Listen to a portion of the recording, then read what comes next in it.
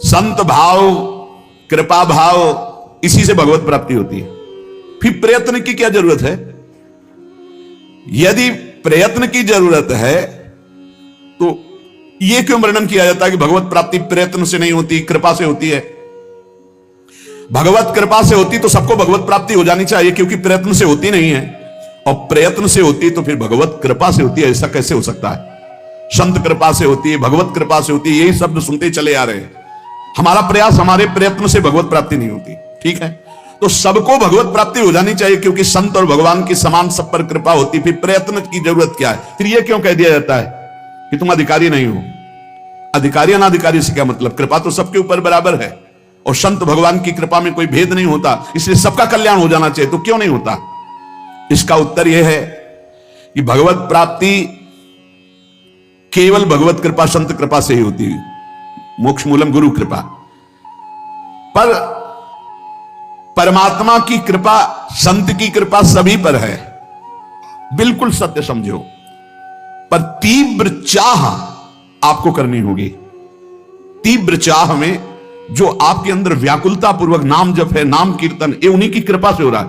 आपको चाह सत्संग सुन के करनी होगी, मुमुक्षुता आपको धारण करनी होगी। मुझे भगवत प्राप्ति करनी, यह निश्चय आपको करना होगा। भगवत कृपा, संत कृपा में बड़ी सामर्थ्य है, परंतु भगवत कृपा और संत कृपा को चाहते कितने लोग हैं? ईमानदारी से देख लो। परमात्मा की कृपा, संत की कृपा पर कितने लोग अपने जीवन को अर्पित किए हैं? संत की कृपा, भगवत कृपा पर कोई एक भक्त है जो हर प्रश्न की बात में यही केवल कहते, हम तो कुछ नहीं जानते, बस इतना जानते हैं कि हमारे गुरुदेव हैं, बस हमारे तो सब कुछ गुरुदेव हैं। अब इसी बात पे डटे रहो, तुम्हारा कल्याण हो जाएगा। इस बात से फिसल गए तो तुम्हारे पास कुछ है ही नहीं। जिनका विश्वास है उन्हें प्राप्ति निश्चित होती है। बहुत ही सूक्ष्म विषय है। यदि ये कहा जाए कि परमात्मा की प्राप्ति तो सभी चाहते हैं तो बिल्कुल गलत है। इतने लोग बैठे हैं, परमात्मा की प्राप्ति किसे चाहिए? किसे प्रियालाल चाहिए? हृदय से देखो किसके अंदर चाह है। ऐसी चाह जिसमें कोई भी अन्य चाह ना हो। परमात्मा प्राप्ति की चाह तभी मानी जाती है जिसमें अन्य कोई चाह ना हो। और देख लो, अन्य चाह है, इसलिए परमात्मा प्राप्ति की चाह नहीं मानी जाएगी, प्रबल चाह नहीं है। हम देखते हैं जिसको धन की चाह होती है, वो धन के लिए कहीं भी दूर देश जाना पड़े, कुछ भी करना पड़े, सब कुछ, धूप कष्ट गाली सब सहने के लिए तैयार है। इसी प्रकार भगवत प्राप्ति की जब चाह होगी तो हर कष्ट सहने के लिए तुम तैयार हो जाओगे। धन केवल चाहने से नहीं मिलता। धन के लिए प्रारब्ध बलवान, क्रिया में प्रवीणता और समय की संयोगता तीनों होती, तब धन की प्राप्ति होती है। लेकिन भगवान की प्राप्ति जड़ धन की तरह नहीं है, इसमें चाह प्रबल चाहिए। प्रबल चाह, खास बात है प्रबल चाह। ये जितनी साधनाएं लालसा पैदा करने के लिए है, आपकी चाह पैदा हो जाए। रुद्र सुश्वरम राजन कृष्ण दर्शन लालसा, आपकी लालसा प्रकट हो जाए भगवत साक्षात्कार की। जो भगवान को जैसे चाहता है, जो कुछ चाहता है, भगवान जान रहे हैं। जो केवल भगवान को चाहता है उस पर संत कृपा, भगवत कृपा बरस पड़ती है। सत्य मानो, उसकी चाह कभी निष्फल नहीं होगी, उसे निश्चित भगवत प्राप्ति होगी। अमोघ है। भगवान की चाह से बिना ही प्रयत्न किए भक्त की चाह अपने आप पूर्ण हो जाएगी। इतना स्मरण रखना चाहिए कि भक्त की चाह होनी चाहिए भगवान से मिलने की। यदि कहें कि भक्त की बिना चाहे भगवान क्यों नहीं मिल जाते, तो इसका उत्तर है कि भगवान सर्वत्र हैं, उनके अंदर कोई चाह नहीं है। जब भक्त चाह करता है तो भगवान के हृदय में उससे मिलने की चाह पैदा हो जाती। नहीं, सर्वत्र हैं, वो व्याप्त हैं, वो समरूप से विराजमान है। वो तुमसे मिलना तब चाहेंगे जब तुम मिलना चाहोगे, और जितना मिलना चाहते हो उतना हो। तुम स्त्री रूप में चाहते हो, स्त्री रूप में वो हैं। धन रूप में चाहते हो, धन रूप, जो चाहोगे वैसे हैं, आज भी तुम्हारे साथ है। और जब इन रूपों का त्याग करके भगवत रूप चाहोगे तो वही चाह आपको, जाकी रही भावना जैसी प्रभु मूर्ति देखी तिन तैसी। इस पर शंका होती है कि जब भक्त की चाह से ही भगवान में चाह होती है तो भगवान की कृपा की प्रधानता हुई कि भक्त की प्रयत्न की प्रधानता हुई। आप कहते हैं संत कृपा से भगवत प्राप्ति होती है, तो निर्णय आया कि भक्त की चाह से ही भगवान के हृदय में मिलन की चाह होती, तो प्रधानता तो भक्त का प्रयत्न ही हुआ ना। बड़ा सुंदर विवेचन है। इसका उत्तर है कि भगवान को प्राप्त करने की इच्छा मात्र को प्रयत्न नहीं कहा जाता। क्यों? क्योंकि भगवान ने मनुष्य शरीर दिया, भगवान ने संत समागम दिया, संत समागम सुन करके साधन मिला, साधन से आपके अंदर चाह पैदा हुई। ये सब कुछ भगवान की तरफ से आपको मिल रहा है, आप इसमें कहीं नहीं हैं। यदि इसी को प्रयत्न माने तो इतना प्रयत्न तो अवश्य साधक को करना पड़ेगा ही कृपा प्राप्त करने के लिए। ध्यान देकर देखने से मालूम होगा कि भगवान के मिलन की इच्छा भगवान ने ही पैदा करवाई है, संत समागम कराकर मिला करके। दुनिया के लोग नाना प्रकार के पदार्थों की इच्छा करते हैं, परंतु क्या उनकी इच्छा के अनुसार सब कुछ मिल जाता है क्या? नहीं। एक इच्छा ऐसी है जो प्रारब्ध के अधीन नहीं है, भगवान की प्राप्ति। ये इच्छा बड़े संत समागम से ही प्रकट होती है। देख लो, जिसके कभी भी कहीं भी भगवत प्राप्ति की इच्छा होगी वो सत्संग से होगी, और सत्संग बिन सत्संग विवेक न होई, राम कृपा बिन सुलभ न होई। तो इसमें तुम्हारा प्रयत्न नहीं, इसमें भगवान की कृपा है। इच्छा करने पर जो प्रयत्न होता है वो भगवान ही तुमसे करा रहे हैं। भगवान ही साधक को निमित्त बना करके संत समागम कराकर उसके अंदर साधन पद्धति चलाना, ये सब भगवान कर रहे हैं।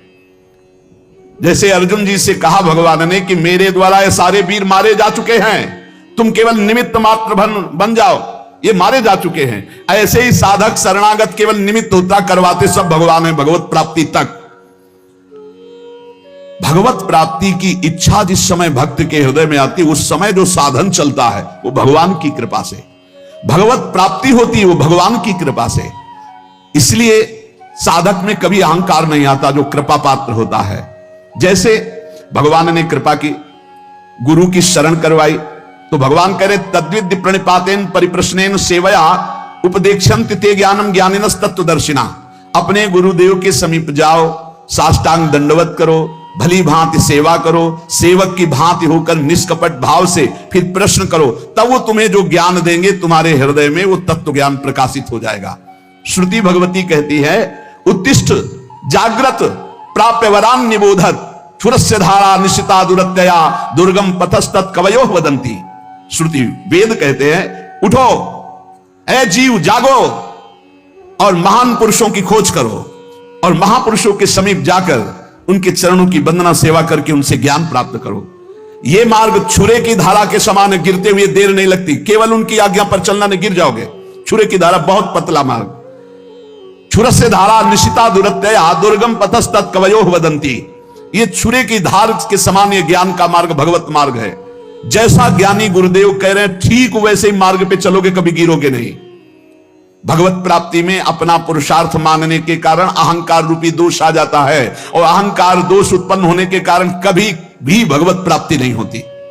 वो भीषण संकटों में फंसता चला जाता है, काम क्रोध लोभ मोह मद मत्सर अहंकार। जो साधक भगवत प्राप्ति के मार्ग में अपना बल रखता है भ्रष्ट हो जाएगा। अहंकार के नाश के लिए फिर भगवान विपत्ति, संकट, बड़ी बड़ी अपमानजनक वृत्तियां भेजते हैं उसके सामने। अब देख, ये भगवान की विशेष कृपा साधक के ऊपर होती है कि जब वो गर्व करता है तो भगवान उसके सामने विपत्ति, संकट और अपमान भेजते हैं। केनोपनिषद में एक कथा आती है कि देवराजेंद्र दैत्यों से विजय प्राप्त करके बड़ा उत्साह नाच गाना मना रहे थे और सब गरज रहे थे देवता। भगवान ने देखा कि अरे मेरे बल से बलवान होकर के ये विजय प्राप्त किए और अहंकार स्वयं कर रहे। केनोपनिषद में है ये कथा। तो भगवान एक विशाल यक्ष के रूप में प्रकट होते हैं। ऐसे सभा में नृत्यगान हो रहा था, दूर से इतना विशाल आकर्षणकारी रूप। देवराजेंद्र ने कहा कौन सभा में जाके परिचय लाएगा, ये कौन बहुत दूर बलवान खड़ा है। भगवान अग्निदेव सामने गए और कहा मैं परिचय लेके आता हूं। सामने गए, कहा तुम यक्ष कौन हो, ऐसा यक्ष तो हमने कभी नहीं देखा। तो उनका पहले परिचय बताओ, तो तुम परिचय जानने आए हो हमारा, तुम कौन हो। तो उनका मेरा परिचय तुम जानते ही होगे, मुझे अग्नि देवता कहते हैं, मैं अपार बलशाली हूं। अच्छा क्या कर सकते हो तुम? पूरे त्रिभुवन को सूखे उपले की तरह भस्म कर सकता हूं। अच्छा ऐसा, एक तिनका डाला और कहा भस्म करके दिखाओ। पूरी ताकत लगा दी, दाहिका शक्ति भगवान ने खींच ली तो अग्निदेव जला ही नहीं पाए, सर नीचा किया और चले गए। देवराजेंद्र ने पूछा कौन, बोले असमर्थ हूं मैं उनके परिचय को जानने का। भगवान वायुदेव, उन्होंने कहा भगवान मैं अभी गए, कौन हो तुम? भगवान यक्ष स्वरूप में थे। उन्होंने कहा तुम कौन हो जो परिचय जानने आए हो, बहुत बलवान लगते हो। बोले हाँ मैं महाबल हूं, समस्त प्राणियों का पोषण करता हूं, अनंत ब्रह्मांडों को तिनके की तरह उड़ा सकता हूं।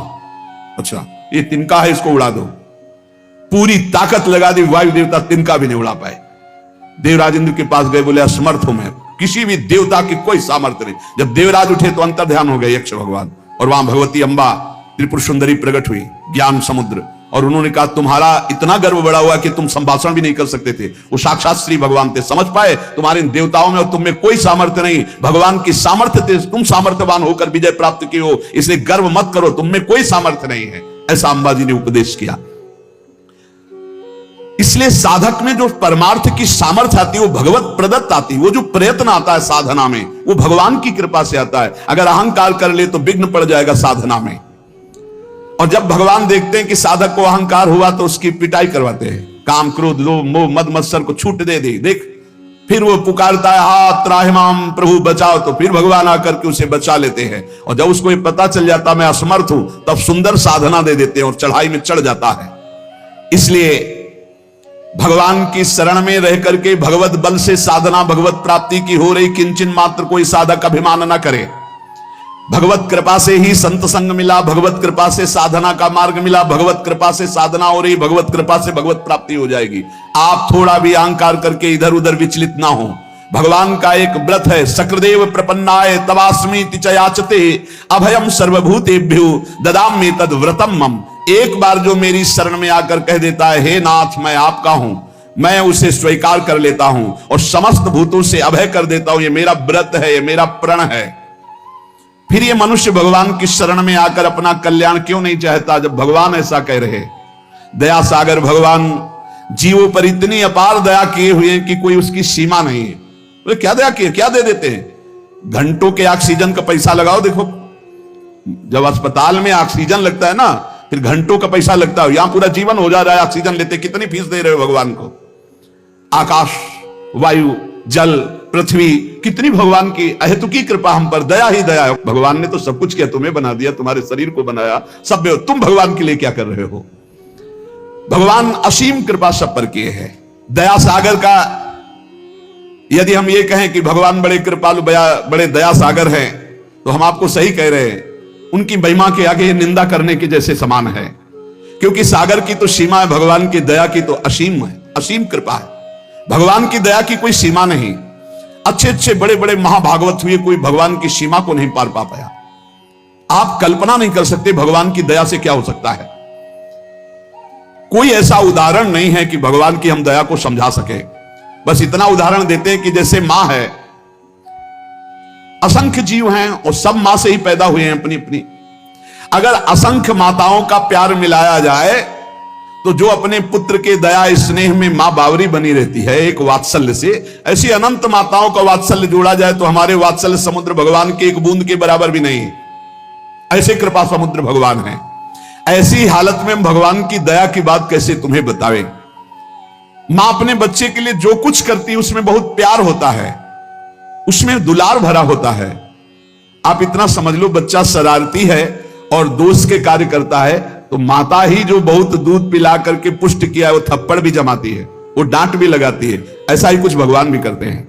जब तुम मनमानी आचरण करते हो, धर्म विरुद्ध आचरण करते हो, तो वही दया समुद्र भगवान दया करके फिर विपरीत परिस्थितियां देते हैं।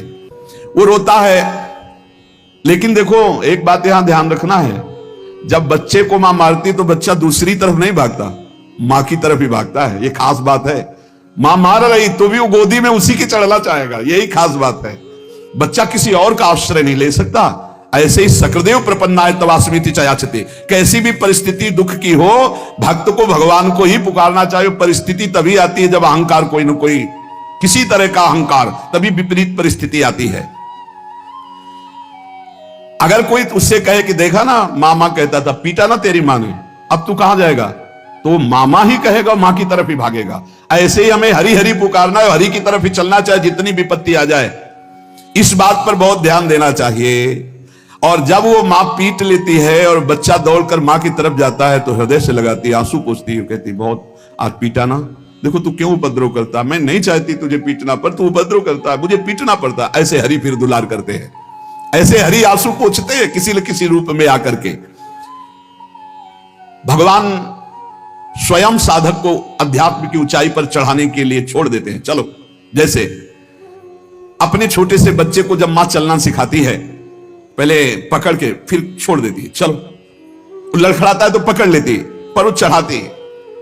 बच्चे को चलना भी वही सिखाती है और मालिश भी वही तेल की करती है, पैरों को पुष्ट भी वही कर, पूरा का पूरा कार्य भगवान कर रहे हैं। पकड़ के सत्संग में लाना, सिखाना, चलाना, अध्यात्म की ऊंचाई तक सब कुछ भगवान कर रहे हैं। जैसे वो मां बच्चे को ऐसे चलाती है, ऐसे श्री भगवान चला रहे हैं। मां का प्यार बच्चा भूल सकता है, लेकिन मां का प्यार सदैव बच्चे के प्रति बढ़ता जाता है। मां स्वार्थी भी हो सकती है क्योंकि माया जनित उसका प्यार है। भगवान का मायातीत प्यार है, वो हर स्थिति में बढ़ता रहता है। इसलिए इस रहस्य को जानने वाला पुरुष भगवान की दया और करुणा पर विश्वास करके अन्य आश्रय कभी नहीं लेता।